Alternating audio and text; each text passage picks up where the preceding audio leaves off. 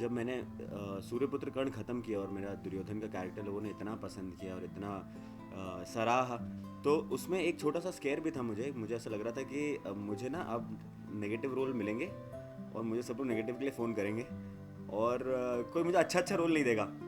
सो जब ये शो के बारे में मुझे फ़ोन आया तो सबसे पहले तो मैंने मना ही कर दिया। मुझे लगा कि इसमें भी कुछ ऐसा कि हिस्टोरिक है और ऐसा शो है कि जहाँ पे लार्जर देन लाइफ है, मतलब यहाँ पे भी नेगेटिव ही होगा।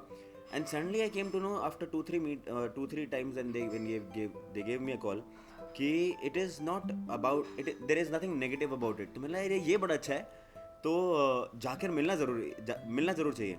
सो मैं उनसे मिलने गया एंड पूरी ब्रीफ लिया and I realise that they want me to be a sardar. ये मेरे लिए शॉकर था बिकॉज मैं पंजाबी मुझे आती नहीं है and I told the producers also the same thing and the creative team कि यार मैं ना मुझे पंजाबी आती नहीं है। और मेरे एक बहुत अच्छा मित्र है अंगद हसीजा, एक बहुत ही कमाल एक्टर है। मैंने इनफैक्ट उनको बोला था कि आप अंगद को ले लो कि उसको पंजाबी आती है। सो दे वर लाइक कि हमने आपको बुलाया और आप किसी और को बेच रहे हो, मतलब अच्छी बात है। So but yeah so they were very keen on me doing the show and me being the Mahan Singh. सो मेरे लिए बड़ा डिफरेंट था क्योंकि मैं ये नहीं समझ पा रहा था कि मैं पंजाबी बोलूँगा कैसे। And it took me a lot of time and lot of energy कि मैं वो पहले तो वो किरदार को समझूं। सरदार बनना है जिसके बारे में मुझे बहुत कम नॉलेज है और जिस कल्चर के बारे में मुझे बहुत कम नॉलेज है, मुझे वो ज़बान नहीं आती और शुद्ध हिंदी से अभी मैं निकला हूँ। जहाँ पे सूर्यपुत्र कर्ण में मैं शुद्ध हिंदी बोल रहा हूँ और मैं अब एकदम से पंजाबी बोलूँगा और अस्सी तुसी साडा त्वाडा वो एकदम से उस स्विच ऑन अभी 2 महीने पहले तो ख़त्म हुआ था और ये सडनली एकदम से ऐसा आ गया। So I had to hire a professional who could speak the lines for me. और मैं हर रोज़ हम लोग 6-6 घंटे बैठते थे कि वो सारी लाइनें पढ़ें और वो बताएं मुझे कि पंजाबी में क्या होता है। और एक नहीं होता एक होता है, भाभी नहीं होता पाबी होता है। और वो हर वो चीज़ जो मतलब छोटी चीज़ें। एंड आई वाज लाइक अरे बाप रे, मैंने कहीं गलती तो नहीं कर दी मतलब। तो मैं इतना ज़्यादा थोड़ा सा पहली बार इतना ज़्यादा नर्वस भी हो गया था कि जो हमारा पहला शूटिंग शेड्यूल था वो राजस्थान में हम लोग जा रहे थे। एंड मैंने अपने प्रोड्यूसर्स को बोला कि जिस दिन भी आपकी डेट हो उससे मैं 2 दिन पहले मुझे आप बता दें, 2-3 दिन पहले। सो उन्होंने मुझे इन्फॉर्म किया कि हम लोग इस दिन जा रहे हैं। और अपनी शूटिंग से 1 दिन पहले मैं अमृतसर गया और गोल्डन टेम्पल गया। मैं बहुत दिल से इच्छा की थी बाबा जी से आशीर्वाद ले लूँ, एक ब्लेसिंग मिलेगी उनसे, थोड़ी सी माफ़ी भी मांग लूँ पहले से ही। क्योंकि जैसे दुर्योधन में था तो मैं after the show I went to Krishna ji के temple and I said sorry, क्योंकि मैं एज दुर्योधन मुझे कृष्ण जी को बहुत सब बोलना था बुरा भला। तो मैंने सारी गलतियों के लिए माफ़, वो कैरेक्टर था। सो इसमें मैं I wanted to take Baba ji's blessings, Waheguru ji's blessings. So I went to golden temple and it was one of the best experiences of my life. And in fact ये जो मेरा कड़ा है ये भी गोल्डन टेम्पल का ही है। और मैंने ये डिसाइड किया कि मैं जब तक ये शो ख़त्म नहीं होगा मैं ये कड़ा पहने रहूँगा। And it is like a blessing Baba ji की। सो फ्रॉम वहाँ से फिर मैं अमृतसर से फिर मैं डायरेक्टली जयपुर गया और then we started the shoot. So yeah it's a completely different feeling all together. नहीं मुझे मेरे लिए आई थिंक मैं केदारनाथ बद्रीनाथ भी गया हूँ और मैं काफ़ी धार्मिक इंसान हूँ और मैं इस्कॉन टेम्पल भी जाता रहता हूँ और मैं जहाँ जहाँ जा सकूँ, हरिद्वार भी जा चुका हूँ मैं।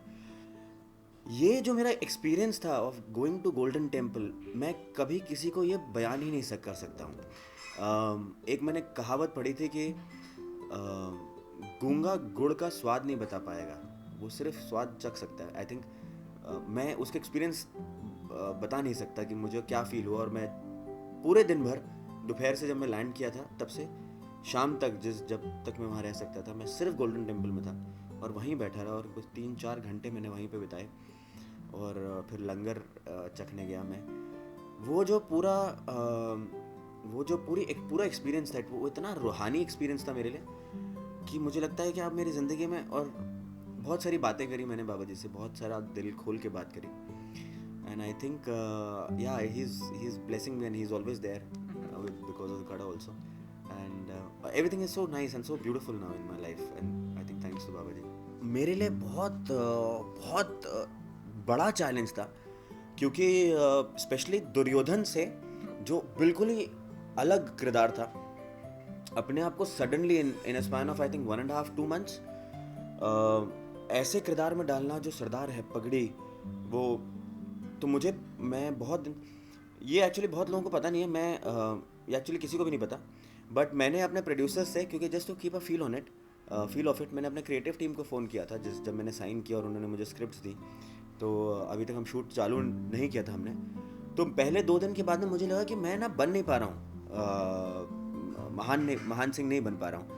तो मैंने उनको फ़ोन किया और मैंने उनको बोला, रिक्वेस्ट किया कि वो जो एक पगड़ी है जो मैं पहनता हूँ वो मुझे भिजवाएं।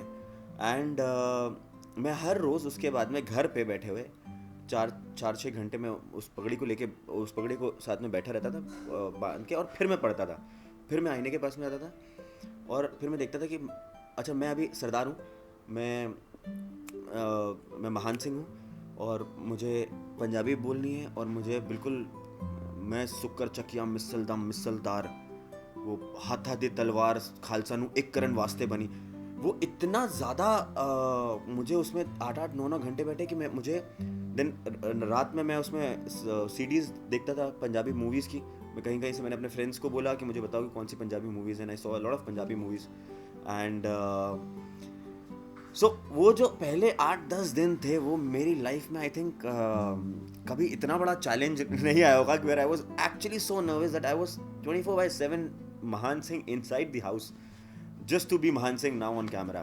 So it's I'm really looking forward for the results. मेरे एक गुरु हैं जिनका नाम है रुपेश सर। रुपेश सर ने मुझे एक बहुत प्यारी बात बोली थी। मैं बाय चांस उनसे एक बार टकराया, ये इस दौरान की बात है कि मैंने साइन किया ही था और मैं उनसे बाय चांस एक बैंक के बाहर टकरा गया। एंड आई सेड कि आप बहुत अच्छे टाइम पे मिले हो, प्लीज़ शाम को आ जाओ एक कप कॉफ़ी पीने के लिए, मुझे ना आपसे कुछ बातें करनी है। अभी मेरा वो चालू नहीं हुआ था कि ये जो किरदार है, ये जो इतना अच्छा इंसान है जो सिर्फ नेकी करता है, जो वाहिगुरु जी के बताए रास्ते पर ही चलते हैं, ये महान सिंह जो वाहिगुरु जी की थॉट को लेकर उन्होंने पंजाब में अवेयरनेस बढ़ाई थी। And that is why he was the greatest, he was one of the greatest warriors and greatest Kings of all time. वो कैसे सोचते होंगे, वो कैसे रहते होंगे, क्या वो, अगर वो वाहिगुरु जी के थॉट को लेंगे तो वो एंग्री नहीं होंगे, लेकिन वो किंग है और वो वॉरियर है।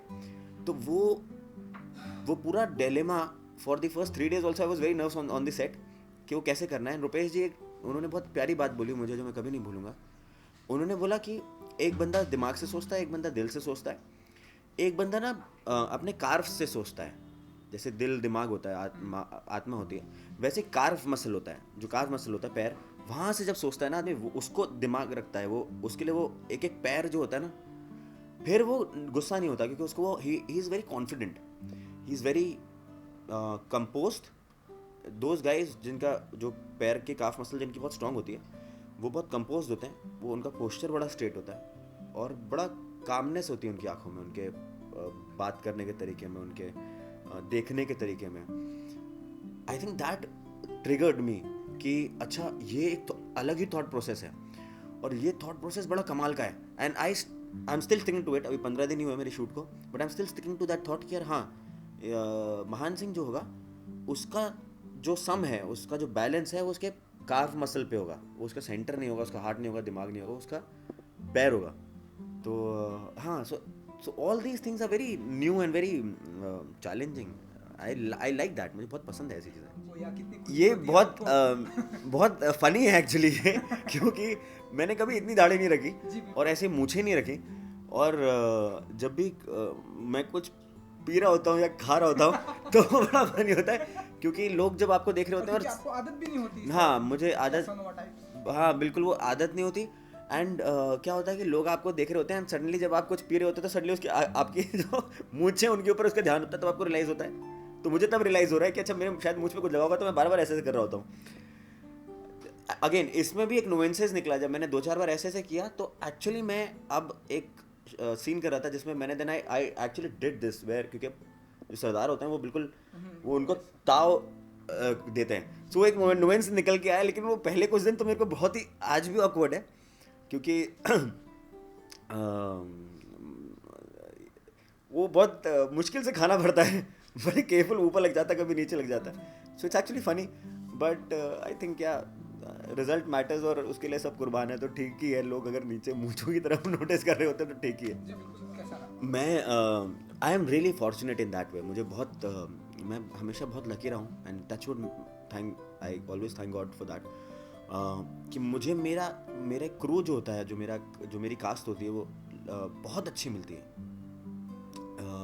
बहुत प्यारे लोग हमेशा मिलते हैं. जब वो कर्ण की बात थी, सूर्यपुत्र कर्ण, एक ऐसा परिवार बना जो हम लोग सुख दुख में आज भी आधी आधी रात में खड़े हैं एक दूसरे के लिए. और वहाँ पे हमने जब 1 साल बिताया उमर गांव में, तो कोई बाहर का तो है ही नहीं.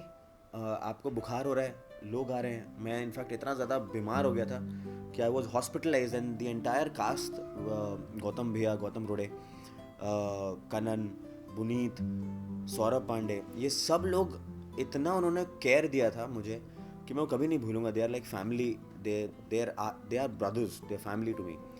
सिमिलरली अभी 15 दिन हुए हैं, और हम कल लास्ट डे शूट करके हमारा पैकअप हुआ है. हमने एक बॉन फायर किया था, क्योंकि बहुत जयपुर में ठंडी थी. सो हमने एक बॉन फायर किया हुआ था, और वहाँ पे हम लोग सब सारे कास्ट और डायरेक्टर, क्रिएटिव टीम बैठी हुई थी. And I suddenly realise that I am so fortunate to have such beautiful people. The girl who is opposite me, Sneha Bag, वो इतनी प्यारी हैं. सारी कास्ट इतनी प्यारी है. डायरेक्टर प्रसाद जी हैं, I think one of the finest directors of our television industry. Deepak sir हैं जो इतने सीनियर डीओपी हैं. इतने प्यारे लोग हैं कि हम लोग इतना धमाल कर रहे हैं. 15 दिन हुए हैं और हम लोग इतना धमाल कर रहे हैं, क्योंकि बीच में कभी बार फंबल भी हो जाता है. और एक छोटा सा, not to make fun of anybody, but एक छोटा सा जोक भी है. मैं ऐसा बोलता हूँ कि अगर मैं कहीं पर भी डायलॉग में अटक गया ना, तो मैं बुआ कर दूंगा. तो everybody starts laughing. It is, हम जो 12-12, 15-15 घंटे शूट करते हैं, तो वो एक थोड़ा सा लाइट मोमेंट भी चाहिए होता है. सो हाँ, तो स्नेहा जो है वो भी बहुत टांग खींच रही होती है मेरी, क्योंकि वो मैं उनको बोलता हूँ मैं महान सिंह हूँ, और मैं एक्चुअल में इतना ज़्यादा ऐसे मैनली टाइप का नहीं हूँ. वो कैरेक्टर में बहुत मैनली हूँ. तो हाँ, वो भी जोक कर रही होती हैं, क्रैक कर रही होती हैं. We are having a brilliant time together. मैं ये मानता हूँ, और मैं बहुत सीरियसली इस चीज़ को बिलीव करता हूँ, कि कोई भी इंसान किसी भी इंसान को मारने का हक नहीं रखता, हाथ उठाने का, डिस्ट्रॉय करने का. आपको कोई प्रॉब्लम है, आप हमारा कोर्ट है, हमारा लॉ है, आप वहाँ जा सकते हैं. लेकिन कोई भी इंसान किसी को भी मारने का अधिकार नहीं रखता. किसी भी धर्म में नहीं बोलते, किसी बुक में ऐसा नहीं लिखा, जहाँ तक कि मेरी नॉलेज है. सो इन प्रिंसिपल, पहली चीज़ तो, आप अगर गाड़ी भी भिड़ जाती है, मैं हमेशा हर किसी को बोलता हूँ कि हम, स्पेशली इंडिया में थोड़ा सा ज़्यादा है कि पीपल गेट वेरी रेस्टलेस, और उल्टा सीधा बोलना शुरू कर देते हैं, और कोई ऑटो वाला गाड़ी को भेड़ देता है तो लड़ाई हो जाती है सड़क पे. ये सब नहीं होना चाहिए, बाय प्रिंसिपल नहीं होना चाहिए, क्योंकि आपका इंश्योरेंस, आप इंश्योरेंस करते हो. सिमिलरली हर चीज़ के लिए एक लॉ है. ये एक एस्पेक्ट है. दूसरा एस्पेक्ट ये है, हम लोग एंटरटेनर्स हैं, हम एंटरटेन करते हैं. हमारा काम एक कोलैबोरेटिव टीम वर्क है, जहाँ पे मैं अगर महान सिंह हूँ, अगर मुझसे भी कोई गलती हो जाती है, मैं आज पहले ही सही, इसलिए मैं गोल्डन टेम्पल भी इसलिए गया क्योंकि मैं भगवान से माफ़ी मांग लूँ कि अगर मेरी कभी डिक्शन में, कभी किसी ऐसे एक शब्द में कहीं एक छोटा सा मात्रा भर का भी फ़र्क हो गया, जो उतनी मैं नहीं दे पाऊँ, तो मैं पहले से एक ईश्वर से माफ़ी मांग लूँ. बिकॉज मैं उनसे I am accountable to them. But तो I am also doing something like that. I am very, मैं बहुत ज़्यादा सतर्क रहता हूँ इस चीज़ में, क्योंकि सिख कम्युनिटी है, राजा रंजीत सिंह है, मैं एक सरदार बना हूँ जहाँ पे कृपाण होना चाहिए, खड़ा हमेशा होना चाहिए. There are lot of nuances that मैं डिक्शन के लिए भी हमेशा पूछता हूँ कि सत श्री अकाल हम सुनते हैं, लेकिन वो एक्चुअली सत श्री अकाल है. तो वो एक छोटी छोटी चीज़ें, ऐसी ही चीज़ों में कई बार ऐसा हो सकता है कि जाने अनजाने कोई भी फीलिंग्स को हम शायद हर्ट करना नहीं चाहते, लेकिन हो सकता है कि किसी की फीलिंग हर्ट हो जाए. हम सॉरी बोल सकते हैं उसके लिए. आप शिकायत कर सकते हो, आपका हक है, अधिकार है. आप लॉ पे भी जाके शिकायत कर सकते हो, आप मेरे सामने भी आके शिकायत कर सकते हो. Beyond this being so destructive, I don't appreciate it. मुझे ये चीज़ बिल्कुल नहीं गवारी है. और जो हुआ संजय लीला भंसाली के साथ में भी, वो मुझे लगता है कि बहुत बुरा है. वो हमारे बहुत सीनियर इंडस्ट्री के दिग्गज हैं, और उनके साथ में इतना ज़्यादा it is too much. So I don't, in fact मेरी भी शूट एक दिन के लिए वी हैड टू स्टॉप, क्योंकि हम भी जयपुर में थे और हम लोग भी वहीं शूट कर रहे थे. So there was a little scare the very next day कि कहीं कोई प्रॉब्लम ना हो. Even we were doing a historic thing, but वो बाय हाफ डे गॉन वो चीज़ क्लियर हो गई थी कि नहीं, हम लोग को कोई प्रॉब्लम नहीं, अगले दिन से हम लोग शूट कर सकते हैं. But I don't, by principle, I don't appreciate it. I think it is way below the belt. It should not be done.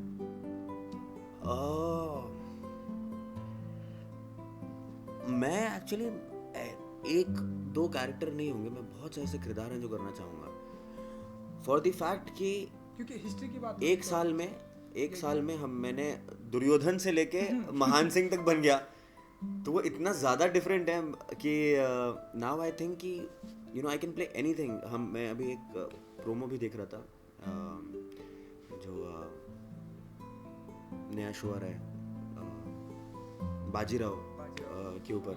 And I think मुझे एकदम से जब मैं वो देख भी रहा था तो मुझे लगता है कि एंड रणवीर सिंह ने बहुत अच्छा काम किया उसमें, और it was a very powerful role. So I think doing something like that again. Marathi तो शुद्ध हिंदी से सरदार बन गया, अब पंजाबी बोल रहा हूँ, अब शायद Marathi would be another challenge. So I think Bajirao would be a nice idea. मेरे all time favourite Indian actor या बाहर के? इंडिया या बाहर का कोई भी चलेगा, क्योंकि अब तो हॉलीवुड के लोग भी यहाँ मुझे लियोनार्डो डी कैप्रियो बहुत पसंद है.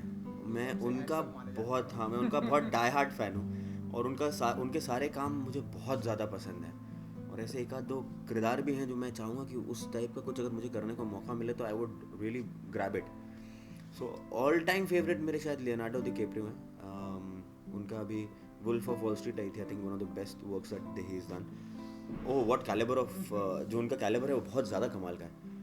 सो हाँ, उसके अलावा after him I think Shah Rukh sir is there. Nothing succeeds like success and he's the King Khan, so obviously and I love his romance. So Shah Rukh sir is hands down the favorite. That is why it is there in one of my pictures. और ये भाइयों बहनों नहीं ऐसा कुछ भी नहीं है. नहीं मैं पॉलिटिक्स से थोड़ा सा मैं I am fortunate to have met a lot of people, and Modi ji से लेके अडवाणी जी से लेके राजनाथ जी से लेके, तो I have been fortunate to have met them. Ramvilas Paswan ji हैं उनसे, बट मेरी दिलचस्पी पॉलिटिक्स में नहीं है. अगर मैं किसी का कुछ भला कर सकूं और उसके लिए मुझे कभी अगर जाना पड़े तो शायद मैं सोच भी सकता हूं. But to become a politician I will not be a politician. To do something good for others maybe, कि मैं कुछ चंद लोगों का या किसी एक एरिया का कुछ भला कर सकूं, तो उसके लिए शायद अगर मुझे करने की ज़रूरत पड़ी कभी इवेंचुअली, तो मैं शायद 100-150 साल बाद में सोचूंगा.